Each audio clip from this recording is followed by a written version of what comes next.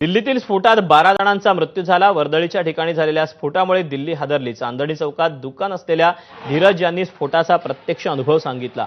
सुरुवातीला सिलेंडर फुटला असं वाटल्यानं लोकांमध्ये भीतीचं वातावरण पसरलं, मात्र सिलेंडर स्फोटापेक्षा खूप मोठा आवाज होता असं प्रत्यक्षदर्शी धीरज यांनी सांगितलं।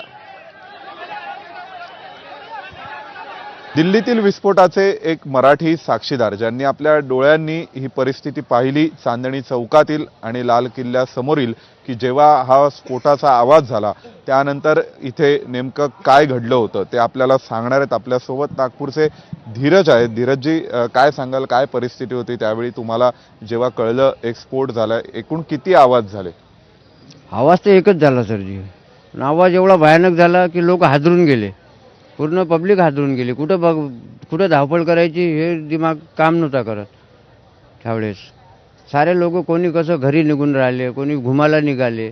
अशा वेळेस अशा पब्लिकमध्ये जर स्फोट झाला तर ते भागदळ जास्तच मचली होती। त्यावेळेस त्याची इन्क्वायरी झाली, काय आहे हे नंतर माहीत पडलं का धमाका झाला म्हणून।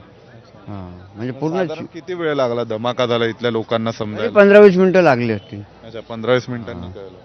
आधी त्या गाडीची आगच अशी, गाडी ज्यावेळेस भडकली आग बिलकुल असं वर हे होती, आग जास्त लागली होती ना। तुमचं दुकान जिथे आहे म्हणजे साधारणपणे तिथे तुम्हाला धमाका जाणवला का? धमाका जाणवला ना सर। धमाका जाणल्याच्या नंतरच तर घबरावून गेले ना सर्व, का कुठं पळायचं आता। अच्छा, लोक इकडे पळाले, रस्ता बंद, इकडे जायचं कुठं हे लक्षात नव्हतं येत। तर आपल्या सोबत होते नागपूरवरून आलेले धीरज म्हणून, ज्यांचं साधारणपणे वर्षभरापासून या चांदणी चौकात एक दुकान आहे आणि त्यांनी स्वतः हा सगळा थरार स्वतःच्या डोळ्यांनी पाहिला।